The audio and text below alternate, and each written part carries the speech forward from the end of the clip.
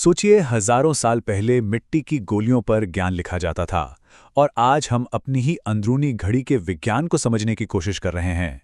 Daniel pink की किताब when इसी बारे में है। ये हमें सिखाती है कि कैसे हम अपने शरीर की लय को समझकर अपनी जिंदगी को बेहतर बना सकते हैं। तो चलिए इस दिलचस्प सफर पर चलते हैं।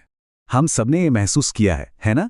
दोपहर के वो 2:30-3 बजे जब अचानक सारी एनर्जी गायब हो जाती है और दिमाग जैसे काम करना ही बंद कर देता है। मजे की बात यह है कि हम इस पर तो बहुत सोचते हैं कि हमें क्या करना है, लेकिन इस पर जरा भी ध्यान नहीं देते कि उसे कब करना चाहिए। और शायद असली गलती यही हो रही है। और यहीं पर लेखक डैनियल पिंक एक जबरदस्त आइडिया लेकर आते हैं। वो कहते हैं कि बेहतर प्रदर्शन का राज किसी नई हाउ टू ट्रिक में नहीं, बल्कि व्हेन टू यानी कब करें के विज्ञान में छिपा है। क्योंकि सही समय चुनना कोई कला नहीं, ये तो पूरा का पूरा विज्ञान है। तो आखिर ये विज्ञान है क्या? चलिए समझते हैं। पता है, हमारे हर दिन की एक छिपी हुई लय होती है। ये बात सिर्फ कहने के लिए नहीं है। दुनिया भर के अर्थशास्त्रियों से लेकर मनोवैज्ञानिकों तक रिसर्च में बार बार एक ही बात सामने आई है।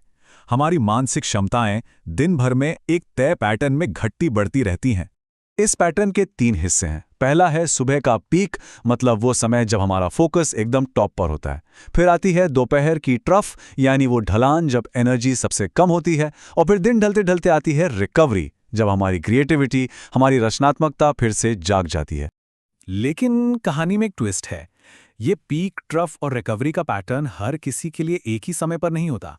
ये सब हमारी अपनी बॉडी क्लॉक पर निर्भर करता है, जिसे विज्ञान की भाषा में क्रोनोटाइप कहते हैं। तो सवाल यह है कि हमारा क्रोनोटाइप क्या है? आमतौर पर हम लोगों को 2 ही कैटेगरी में बांटते हैं। एक लार्क्स, जो सुबह जल्दी उठते हैं, और दूसरे आउल्स, जो देर रात तक जागते हैं। लेकिन सच तो यह है कि दुनिया की ज्यादातर आबादी इन दोनों के बीच में आती है, जिन्हें थर्ड बर्ड्स कहा जाता है। तो असल में हम सब में से कौन क्या है? अपना क्रोनोटाइप पता लगाना बहुत ही आसान है। बस ये सोचिए कि जब कोई छुट्टी होती है, कोई काम नहीं होता, तो आप रात में कब सोते हैं और सुबह कब उठते हैं। अब इन दोनों समय के ठीक बीच का पॉइंट निकालिए। अगर ये मिड पॉइंट सुबह 3:30 बजे से पहले का है तो आप एक लार्क हैं। अगर 5:30 बजे के बाद का है तो आप एक आउल हैं। और अगर इन दोनों के बीच का है तो मुबारक हो, आप हम में से ज्यादातर लोगों की तरह एक थर्ड बर्ड हैं। तो अब जब हमें अपना क्रोनोटाइप पता चल गया है, तो यहीं से असली जादू शुरू होता है। जब हम अपने काम को अपने क्रोनोटाइप और दिन के सही समय के साथ मिला देते हैं, तो हम सिंक्रोनी इफेक्ट की ताकत को इस्तेमाल कर पाते हैं। सबसे पहले अपने काम को 2 हिस्सों में बांटते हैं। एक है एनालिटिकल काम, जिनमें बहुत ज्यादा फोकस और ध्यान की जरूरत होती है, जैसे कोई जरूरी रिपोर्ट बनाना। और दूसरे हैं इनसाइट वाले काम, जिनमें नए नए आइडियाज और क्रिएटिव सोच की जरूरत होती है, जैसे ब्रेनस्टॉर्मिंग करना। ये टेबल समझिए एक तरह की चीट शीट है। जो लार्क्स और थर्ड बर्ड्स हैं, उनके लिए फोकस वाले काम करने का सबसे अच्छा समय है सुबह, और क्रिएटिव काम करने का सबसे अच्छा समय है शाम। लेकिन आउल्स के लिए ये समीकरण बिल्कुल उल्टा है। वो सुबह सबसे ज्यादा क्रिएटिव होते हैं और देर शाम को उनका फोकस सबसे तेज होता है। और हाँ, वो जो दोपहर का सुस्ती वाला समय है ना, वो हम सबके लिए छोटे मोटे जैसे ईमेल चेक करने जैसे कामों के लिए बेस्ट है। अच्छा, अब एक ऐसी चीज की बात करते हैं जिसे हम अक्सर सबसे ज्यादा नजरअंदाज करते हैं, और वो है ब्रेक लेना। विज्ञान साफ कहता है कि ब्रेक लेना आलस नहीं है, ये हमारे दिमाग के लिए एक जरूरत है, ताकि हमारा प्रदर्शन बना रहे, खासकर उस दोपहर वाली सुस्ती के दौरान। क्या कभी नैपचिनो के बारे में सुना है? ये एक कमाल की ट्रिक है। एक कप कॉफी पीजिए और उसके ठीक बाद 20 मिनट की एक झपकी ले लीजिए। होता यह है कि कैफीन को हमारे खून में घुलने और असर दिखाने में लगभग 25 मिनट लगते हैं। तो जैसे ही नींद पूरी होगी, कैफीन अपना जादू दिखाना शुरू कर देगी और आप एकदम तरोताज़ा महसूस करेंगे। लेकिन हर ब्रेक एक जैसा नहीं होता। एक परफेक्ट ताजगी देने वाले ब्रेक में 4 चीजें होनी चाहिए।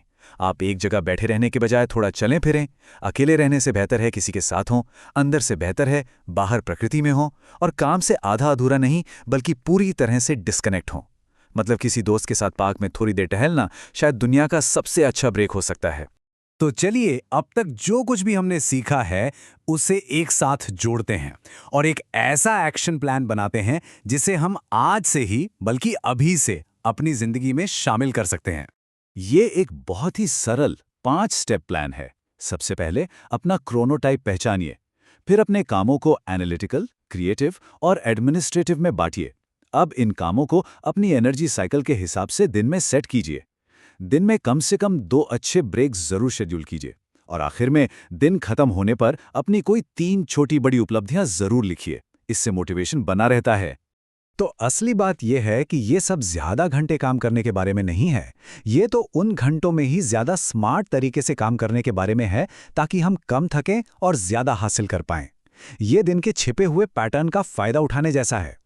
तो आप सोचने वाली बात यह है, इस नई जानकारी के साथ अपनी दिनचर्या में वो सबसे पहला छोटा सा बदलाव कौन सा होगा जो कल से ही किया जा सकता है।